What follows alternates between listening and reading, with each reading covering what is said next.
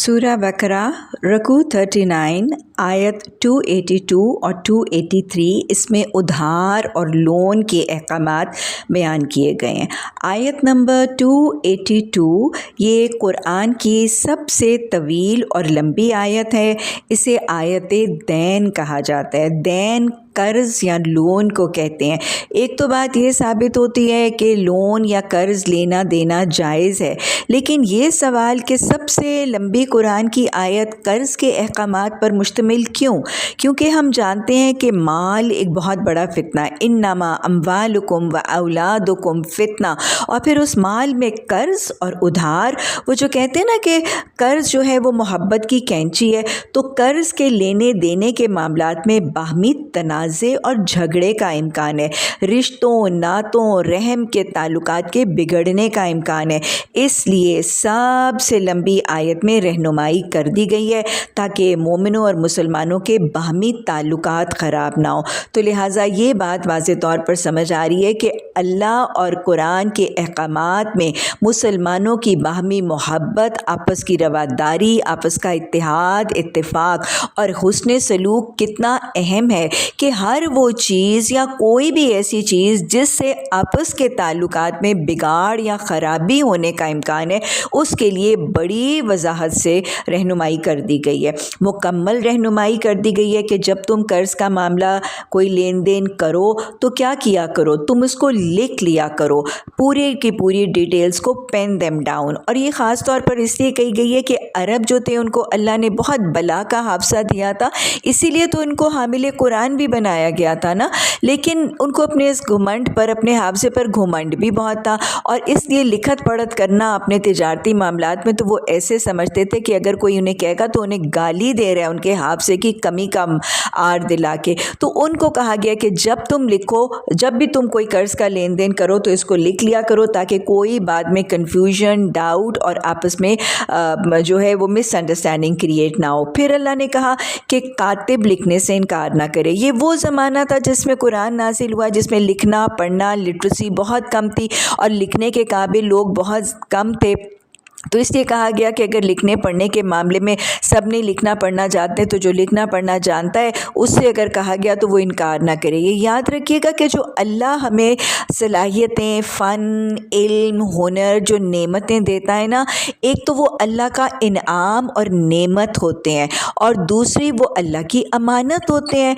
तो नेमत को अल्लाह के बंदों की खिदमत के लिए पेश करने का इनकार, ये नाशुक्री है उस नेमत की, और इस अमानत को भी अल्लाह के बंदों और अल्लाह की दीन की खिदमत के लिए पेश करने का इनकार बदतरीन ख़यानत है।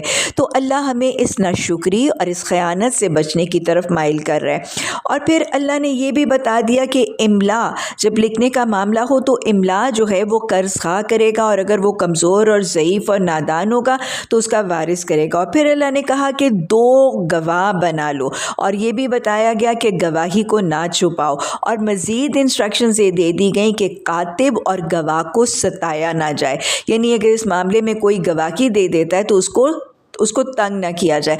आज हमारे माशरे में गवाहों को इतना सताया और इतना टॉर्चर और इतना धमकियां दी जाती हैं कि लोग गवाही देने से इनकार कर देते हैं। इसीलिए तो नाफरमानी और सरकशियाँ और ज़्यादतियाँ और जुल्म जो है वो सर चढ़ के उठता है, क्योंकि जुल्म करने वाले को पता होता है कि गवाह को बाद में इतना प्रेशराइज और इतना टॉर्चर करेंगे, धमकियाँ देंगे या ख़रीद लेंगे कि कोई हमारे ख़िलाफ़ गवाही देगा ही नहीं। इसलिए ज़ालिम खुल के जुल्म करता है। तो अल्लाह हमें समझने वाला बनाए। और फिर इसी गवाही के चक्कर में अल्लाह ने इन्हीं आयत में ये भी कह दिया कि अगर कोई एक मर्द गवाही देने वाला ना हो तो फिर एक मर्द की जगह 2 औरतें गवाही दे दें। और वजह कुरान ने बताई ताकि अगर एक भूल जाए तो दूसरी उसको याद करा दे। ये जो आयत है ना, ये ख़वातीन इस्लाम को बहुत ही ज़्यादा इस्लाम के ख़िलाफ़ बदगुमान करने के लिए, और भी बहुत सी आयत आगे आएंगी और मैं क्लैरिफिकेशन देती चली जाऊँगी ताकि हमें किसी किस्म की बदगुमानी भी ना हो, और जहाँ हम बदगुमानी देखें उसको हम क्लैरिफाई करके उसको रूल आउट भी कर सकें। तो इस पर यह तनकीद की जाती है कि कुरान और इस्लाम के अहकामात तो औरत पर बहुत ही ज़्यादती करते हैं, हक तलफ़ी करते हैं। और देखो ना, औरतों के साथ कितनी ज़्यादती है कि उनको कमअक्ल साबित कर दिया गया है। एक मर्द के बराबर 2 औरतों की गवाही बना दी गई। कितनी हक तलफ़ी, कितनी ज़्यादती। अरे भाई, इसमें हक तलफ़ी क्या है?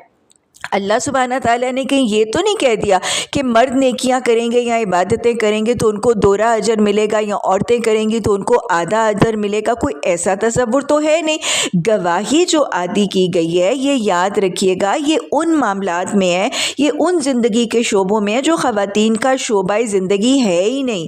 یہ مالی معاملات, یہ منی ٹرانزیکشن, بزنس, ٹریڈ, ان کا خواتین کو نارملی معاشرے میں ایکسپوجر ہی نہیں ہوتا. اور ہر معاشرے میں, پڑھے لکھے سے پڑھے لکھے معاشرے میں بھی آٹے میں نمک کے برابر خواتین کو ان چیزوں اور ان معاملات کا ایکسپوجر ہوتا ہے. ان کو تجربہ ہی نہیں ہے, ان کو ایکسپیرینس ہی نہیں ہے. اس لیے اللہ سبحانہ تعالیٰ وہ چیزیں جن کے بارے میں خواتین کو تجربہ اور ایکسپوجر اور ایکسپیرینس ہی نہیں ہے, ان کو اکیلی عورت کو کورٹ اور کچہری میں گھسیٹا نہیں جا رہا. یہ تو بلکہ الٹا عورتوں کے لیے سہولت ہے, آسانی ہے. لیکن وہ جو کہتے ہیں نا آرام اور سہولت اور عزت راس نہیں آتی, اور پھر الٹا جو ہے وہ اعتراضات کو کرنا یا اعتراضات کو سن کے اپنے دل کو جو ہے وہ بدگمانی کی طرف دین کے احکامات کے لیے مائل کرنا.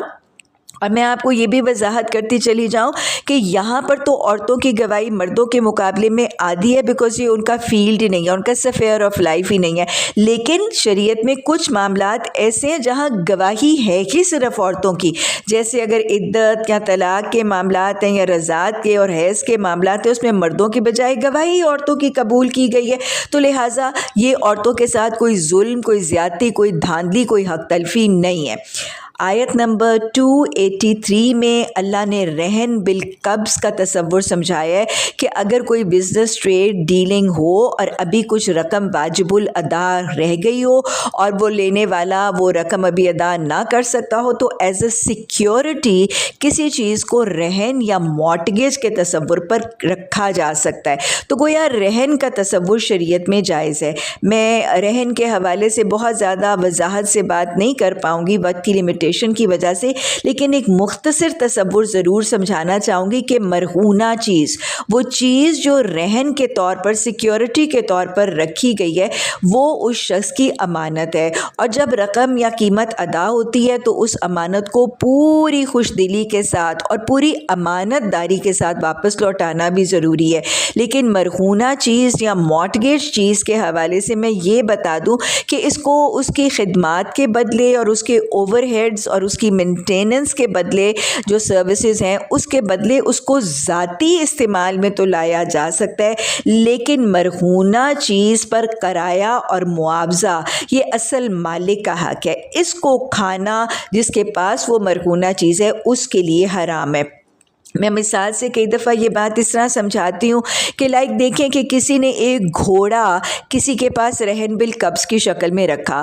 اب جس کے پاس وہ گھوڑا رہن ہے وہ اس کو چارہ ڈالے گا, پانی ڈالے گا, اس کو لک آفٹر کرے گا, تو اس کے بدلے وہ اس کے اوپر سواری کر سکتا ہے, اس کے اوپر اپنا سامان لاد کے بار برداری بھی کر سکتا ہے.